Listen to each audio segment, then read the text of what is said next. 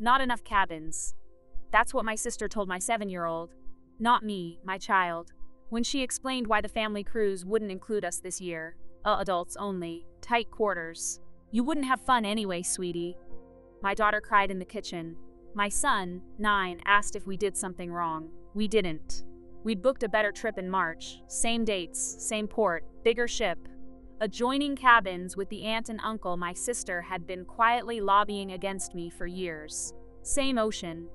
Different gangway. My sister thought she controlled the family calendar. She controlled one group chat. I controlled the booking confirmation. My name is Laura. I'm 36. I have 2 kids. Mia, 7, and Noah, 9, and a sister, Vanessa, who treats family vacations like coronations she hosts, and I attend if permitted. Vanessa is 38, no children. Married to Greg, who says we when he means Vanessa. She works in event planning, which in our family means she assigns seats at restaurants, decides who sits at the head table at Thanksgiving, and calls it love. For 6 years, Vanessa has organized the annual Walsh family trip, usually a cruise or an all-inclusive, collecting money from everyone, choosing cabins, creating a color-coded spreadsheet she screenshots to our mother as proof of competence. She calls it making memories. What she means is making sure everyone knows who made the memories. For 6 years, my kids were included, until they weren't convenient. When Mia was 4 and threw up on a shuttle bus in Cozumel, Vanessa said, loud enough for the driver to hear, "This is why some trips should be adult-forward." When Noah asked for the kids' club last year, Vanessa said, "Those programs fill up. We didn't reserve for you. We weren't on the wait list. We were an afterthought. We were the family invite when the ship has empty berths and you need to hit a group discount. My husband Ben is a high school English teacher. We pay on time. We don't complain about Vanessa's markup on group fees. $300 per cabin every year for a spreadsheet and a group chat. We show up. We smile in photos. We let Vanessa tag us in posts about grateful hearts and salty air. But Vanessa has always resented that our mother dotes on my kids. Sunday pancakes, school plays, handmade birthday cards, while Vanessa's life is small and childless and somehow less interesting to a grandmother who likes noise and sticky fingers and questions about whether dolphins have best friends. Last Thanksgiving, Vanessa cornered me in the laundry room while I was folding Mia's leggings. She said, "Mom needs breathing room from your chaos." My chaos is 2 children who say please and a husband who grades papers at the kitchen table. I smiled. I said nothing. I opened a browser tab that night and I didn't close it for 3 hours. Vanessa doesn't hate my kids. That's too simple, and simple stories are for people who haven't lived in a family like ours. Vanessa hates that my kids exist in the center of our mother's attention. She hates that when Mom talks about the future, she talks about Mia's reading level and Noah's science fair, not Vanessa's new backsplash. She hates that family trips, which Vanessa treats as her portfolio, include people who spill juice on buffet lines and need naps and ask for the pool deck when she'd rather post photos of champagne at sunset. So she started planning differently. Quietly, the way she does everything that eventually explodes. There's a version of me that wishes I'd confronted her sooner. That version doesn't have kids who still believe adults tell the truth. Ben says confrontation with Vanessa becomes material for Vanessa. Another story where she's the patient one.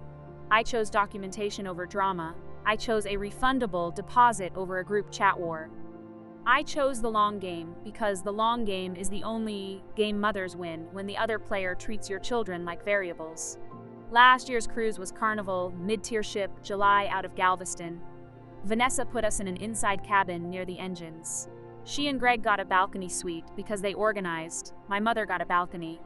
My brother Derek and his wife Sarah got ocean view on deck 7. We got engine hum at 2 in the morning and Vanessa saying, "Be grateful you were invited." Mia got seasick on day 1, not dramatically. Just enough that she wanted to lie down in a dark room while the ship rocked. Noah got bumped from Kids Club because Vanessa hadn't registered him. When I asked, she said, "I assumed you'd handle it." I did handle it. I handled it by standing something wrong. I handled it by standing in a line for the 9-year-old who kept asking if he was being punished. Ben handled it by not saying the things teachers aren't allowed to say in front of children. I handled it by spending our sea day in our cabin, reading cruise forums at midnight, the engine vibrating through the wall like a second heartbeat. That's where I learned about parallel sailings. Same departure city, same week. Different ship, often better amenities, sometimes comparable price if you book early, and don't wait for Vanessa's group rate that includes her coordination fee. I also learned Vanessa books late. She collects deposits in January, holds them, and books in April when prices have climbed, then marks up coordination fees of $300 per cabin and calls it administration. Sarah mentioned it once at Easter, quietly, over ham, and Vanessa said Sarah was bad at understanding event economics. In February, Vanessa started teasing this year's trip in the family group chat. Emoji palm trees. A photo of a cocktail she'd taken 2 summers ago and saved for exactly Ben's a moment. Thinking bigger, she wrote, adults focused, restorative. Code for no kids. I read those messages the way Naomi in another story might read a bank statement. Not for tone, for pattern. Vanessa had been building toward this, the engine cabin, the unregistered kids club, the shuttle bus comment, the laundry room speech. She wasn't hiding it. She was training the family to accept it. In March, before any official invite, before the cabin diagram, before the adults-only note, Ben and I booked Royal Caribbean's newer ship. Same July departure from Galveston as Vanessa's carnival sailing. 2 days of overlap in the port schedule, different pier, better kids program, adjoining cabins available on Deck 9 if we moved fast.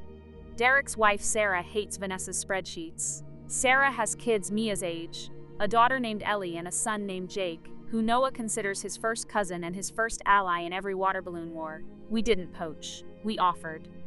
I sent Sarah the link privately. I said, we're booking this, refundable until April, no pressure. Sarah said, if Vanessa excludes you again, we're asking for a refund on her booking. I said, don't ask yet. Book refundable if you can. Let her show you who she is. We held our confirmation quiet. Not secret, quiet. Like revenge should be. Like the best kind of preparation always is. Ben asked me once, in March, if I felt strange booking a parallel vacation like we were smuggling hope. I said, I feel strange paying $300 for a spreadsheet every year. He laughed. Then he got serious. If she includes the kids, we cancel Royal and eat the deposit. I said yes. I meant it. This was never about punishing Vanessa. It was about refusing to be punished. There's a difference. And families like ours collapse that difference on purpose, so you stop defending yourself. April arrived the way Vanessa likes seasons to arrive, on her schedule with a flourish. She dropped the official plan in the family group chat on a Tuesday at 6:47 p.m., right when most of us were making dinner and kids were hungry and phones were on counters where small eyes could see. Carnival. July 12th, cabin assignments. Emoji flags. A PDF attachment with color-coded cells that made our mother reply with a string of heart emojis before she'd read the second page. Then, at the bottom, in the same cheerful font Vanessa uses for bridal showers and charity galas. Note: this year's trip is adults only for space and serenity. Love you all.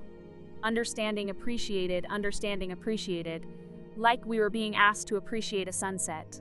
Like Exclusion was a gift. My mother called me privately within 11 minutes.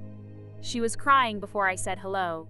She says the ship can't do family cabins. She says it's a capacity issue. She says the kids would be miserable anyway.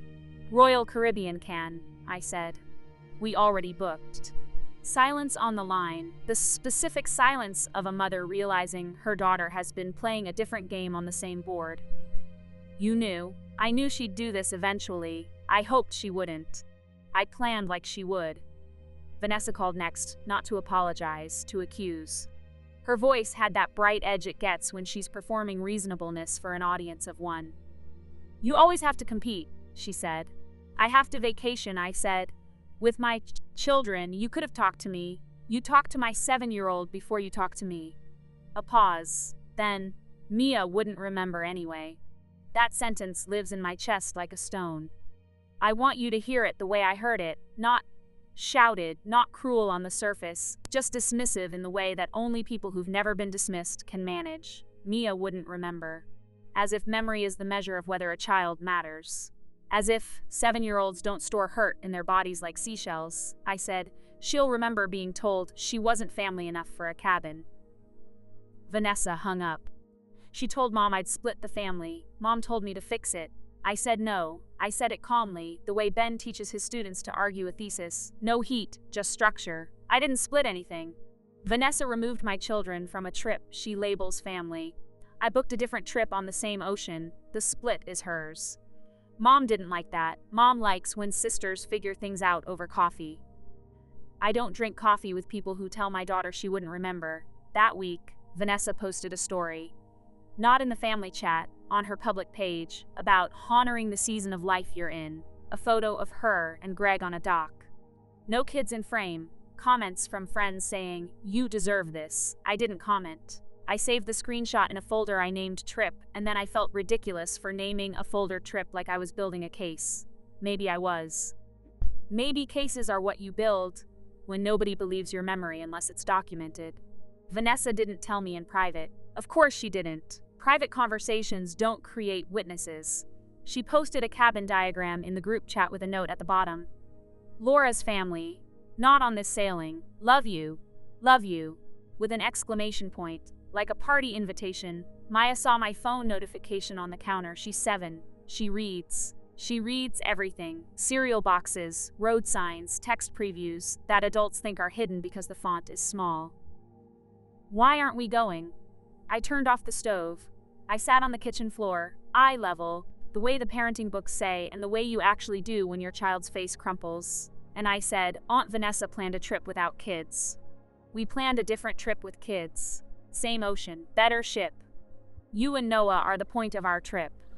Noah had been listening from the hallway. He's 9. He listens the way Vanessa doesn't. Are we still a family? Yes. Families can sail on different boats. Mia wiped her eyes with the back of her hand. Is it the one with the water slide commercial? The one where the kid goes down the yellow slide into the pool. Better slide. Better how? Bigger. Faster. And we already have wristbands for the kids club. You're registered. You have a spot. She stopped crying faster than I did. That night, after bedtime, Ben found me on the back porch with a glass of water I wasn't drinking. He said, "Are we doing the right thing?" "We're doing the only thing," I said. "We're not teaching them to beg for a cabin on someone else's effort." He nodded. He's a teacher. He understands curriculum. The lesson this year was, when someone controls the guest list, control the calendar. The next morning, Noah asked if he could tell his friend at school that he was going on a cruise. I said yes. Mia asked if Aunt Vanessa was on the bad boat. I said, Aunt Vanessa is on her boat, we're on ours. She considered this. Our boat is better. I said our boat is better for us. She accepted that the way kids accept weather, not because they understand systems, but because they trust you to keep them dry. Let me tell you what we booked, because the details matter. Quiet Revenge isn't luck, it's receipts. Royal Caribbean, newer ship, July 12 out of Galveston. Vanessa's Carnival sailed the same day from the same port city, which is the part that would eventually matter more than any group chat argument. We booked adjoining cabins with Sarah and Derek. Deck 9, balcony, connecting door, the kind of setup Vanessa would have claimed was impossible when she put us by the engines last year. 2 cabins. 4 adults, 4 kids. 1 door between us that locked from both sides, and opened when Ellie and Mia wanted a midnight whisper session about dolphins. Our total, booked in March with a refundable deposit, came in under what Vanessa was charging per cabin, with her coordination fee attached. I didn't mention that to anyone. I didn't need to. The number sat in my email like a calm fact. The kids' program on our ship wasn't an afterthought. It was a selling point, pre-registration, age groups, a science lab with reptiles, a surf simulator Mia had seen in a commercial and filed under things worth being alive for. I registered Mia and Noah the day we booked, not in April when Vanessa forgot, not at the gangway in a line of shame. In March, confirmation numbers, wristband pickup on embarkation day. Done, Sarah booked the same week, refundable. Quiet. Derek said nothing in the group chat, which is Derek's whole personality and also his strategy. Vanessa didn't know. Or she suspected and chose denial, which is her other strategy. In May, she escalated. Group chat guilt posts with sunset photos from stock image accounts. Mom pleading in voicemails I listened to on speaker while folding laundry. Greg sent a long text about healing adult relationships without dependence. which is the kind of sentence men write when their wives have drafted the emotional agenda and they want credit for showing up. I didn't reply to Greg. Greg isn't the architect, he's the wallpaper. What I did reply to was Mia, when she asked if Aunt Vanessa was mad at us. Aunt Vanessa made a choice, I said. We made a different one. Are we going to be on a better boat? We're going to be on the boat where you and Noah are the priority. That was the whole theology of the trip. Not punishment. Priority. I printed the kids' club confirmations and put them in Mia's backpack like a permission slip for joy. Ben thought that was extra. Maybe it was. But last year, Noah stood in a line, while Vanessa said, I assumed you'd handle it, and this year I handled it in March so nobody could assume anything. Vanessa sent Mom a revised narrative, that we had always been welcome but chose drama. Mom forwarded it to me with a question mark. I replied with our booking date. March 14, before the cabin diagram, before the adults-only note, before Mia cried. Facts are rude in families that prefer stories. I was willing to be rude. Derek watched, Sarah watched. They were still on Vanessa's manifest. Ocean view, deck 7, the good cabin they'd earned by being agreeable and paying on time, until Vanessa moved them. She moved them because Sarah liked my booking confirmation screenshot. Not commented, liked. One heart tap on a Facebook message thread where Sarah had said, "This looks amazing for the kids." Vanessa called Sarah that night. I know because Sarah told me the next morning. While we were waiting in the school pickup line, Vanessa said Sarah was undermining the family trip. Sarah said she was liking a photo of her niece's vacation. Vanessa said Sarah had chosen sides. Sarah said, "You told my niece they weren't family enough for a cabin. Fix that."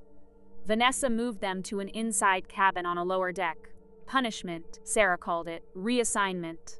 Vanessa would have called it if she'd been honest. Sarah refunded Vanessa's deposit. Booked Royal with us. Same deck, adjoining to our adjoining. The kids would share a door and a week of supervised chaos. Vanessa called Derek a traitor in the group chat. Public. Performative.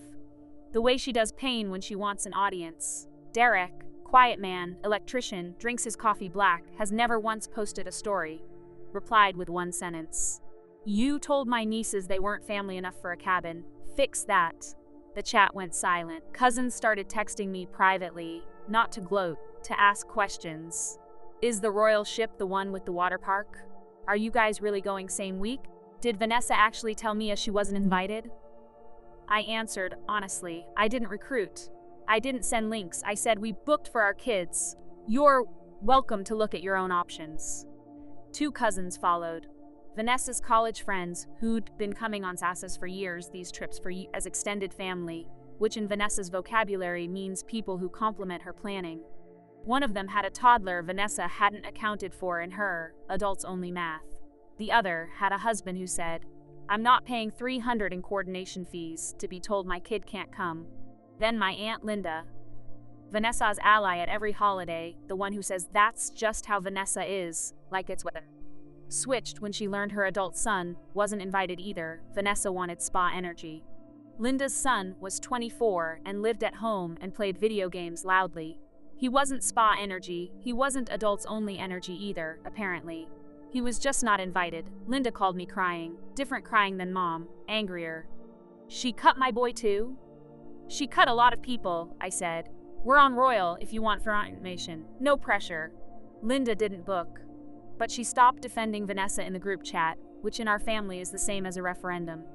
Vanessa's manifest shrank. Ours grew, not through poaching, through exclusion rebound. The people she pushed away looked for a door that wasn't hers. She still had Mom. She still had Greg. She still had the carnival mid-tier ship and a group chat full of sunset emojis and no children. She had control of one narrative.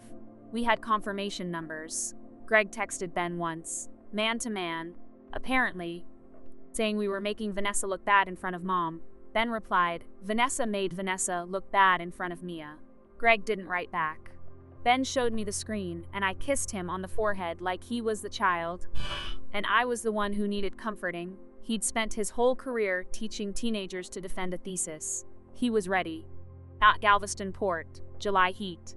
2 gangways. I'd been waiting for this image since March, which is something I can admit now that it's over. Not because I wanted Vanessa to suffer, I didn't wish her misery, I wished her clarity.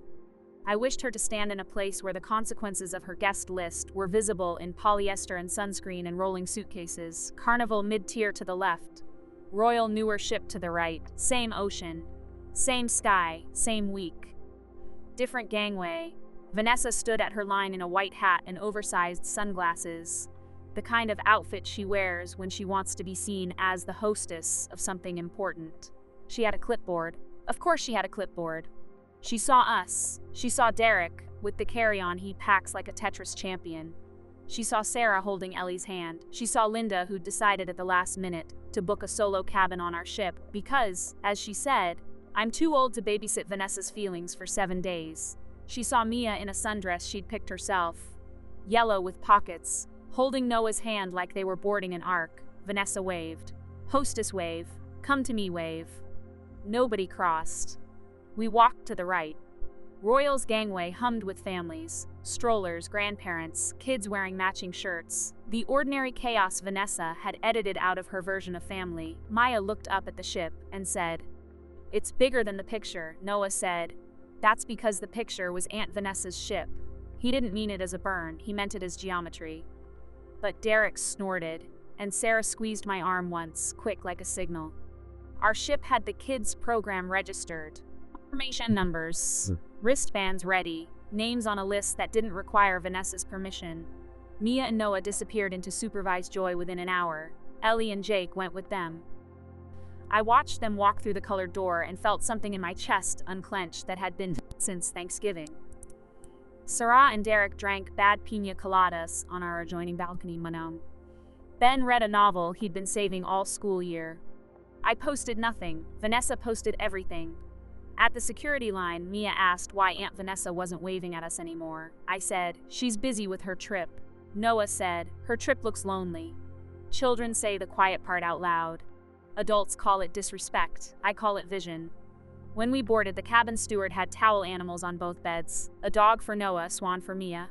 Mia named the swan Serenity, which she thought was funny because Aunt Vanessa kept using that word. Noah said, "Can we name the dog Engine Room?" We laughed louder than we should have in a hallway. That's what our trip sounded like, loud in the ways that matter. Day 1. Vanessa's stories were champagne and empty deck chairs at golden hour. Caption, family time hits different. Our day 1 was Mia covered in sunscreen, Noah winning a trivia ribbon in kids club, Derek grilling himself on the pool deck and refusing help, Sarah reading a novel she actually enjoyed because Vanessa wasn't assigning her a seat. I didn't screenshot Vanessa's posts. I didn't need to. The internet keeps receipts even when families don't. Day 2. Mom was on Vanessa's ship, choice she made, voice she used when she said, "I have to support your sister's planning." Mom texted me from a lounge chair. I made a mistake. Mia asked for you on the phone. I FaceTimed Mia anyway. She showed me the slide, bigger than the commercial, she reported with the authority of someone who had been lied to about memory and was now collecting evidence. Noah showed a lizard in the nature lab. He held it gently, he said, "It has 5 toes, did you know that?" Mom watched Vanessa's stories alone. I know because Linda told me later. Linda said Mom sat in the carnival lounge with a phone she didn't understand and watched her granddaughter slide down a yellow slide on a different ship while Vanessa posted about Serenity. Vanessa called day 3 furious. "You're humiliating me. You told my daughter she wouldn't remember," I said. "She remembers the slide." Greg tried a different angle. "Can we transfer?" "Sold out," I said. "True. Also not the point. The point was, you don't get to cut children from a family trip and then ask to join the trip that exists because you cut them." Mom called crying on day 4. Not Vanessa crying. Mom crying.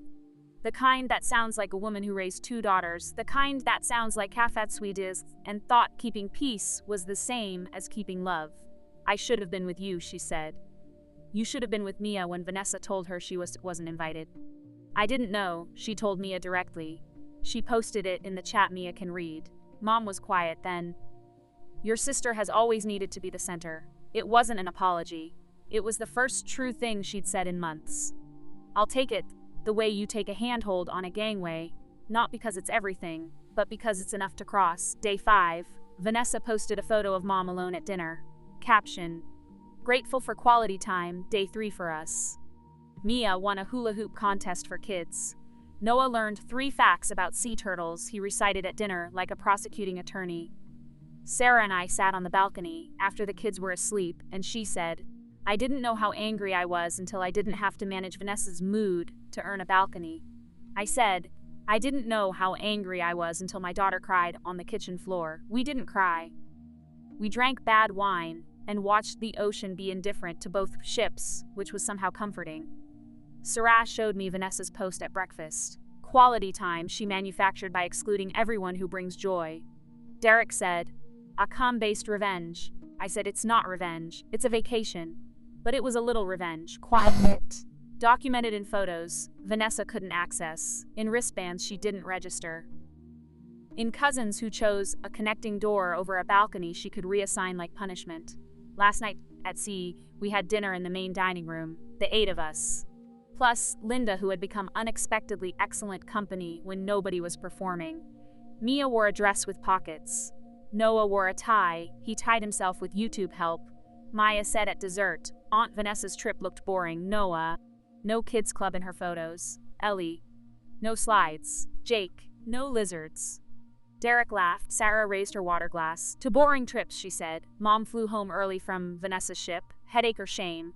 The diagnosis depends who's telling the story. She met us at debark breakfast with eyes that looked like she'd slept in a cabin, near engines, even though she hadn't. She hugged Mia too long. Mia let her. "I'm sorry," Mom said to me. "Next year," I said. "Book at your own cabin." Vanessa debarked with Greg and a rolling suitcase covered in tags she'd collected from trips where she was the curator of other people's empties. She didn't wave. She sent one text to the group chat, a photo of her feet on a balcony rail, no caption. And Linda replied with a dolphin emoji, which in our family now means, "I saw what you did." Vanessa cut my kids to send a message about who controls family, who counts, who gets to be in the photograph labeled Walsh family trip, and who gets explained away with not enough cabins and adults only, and you wouldn't remember anyway. I booked a better trip she couldn't touch because control isn't a group chat. It's who gets the confirmation email, it's who permission email, it's who registers the kids before someone else decides they're not on the manifest. It's who walks to the right gangway while the hostess waves from the left. People ask if I feel guilty for splitting the family across 2 ships, for letting cousins choose, for not fixing it when Mom cried, for holding my ground while a 7-year-old wept tears on the kitchen floor. No, guilt is for people who did something wrong. I took my children on vacation. I put them on a ship where they were the point, not the problem. I didn't cut anyone. I didn't post cabin diagrams with names crossed out. I didn't tell a child she wouldn't remember her own hurt. Vanessa still plans things. She still screenshots spreadsheets to Mom. She still tells people I compete, which is a word people use when you refuse to lose quietly. Maya remembers the slide. Noah remembers the lizard's toes. Ellie and Jake remember the connecting door. Derek and Sarah remember which gangway they chose. I remember Vanessa's sentence. I remember the kitchen floor. I remember March, when we booked like she would eventually do exactly what she did. Was I wrong? Let me know in the comments. Subscribe for stories where the better cabin was the whole point.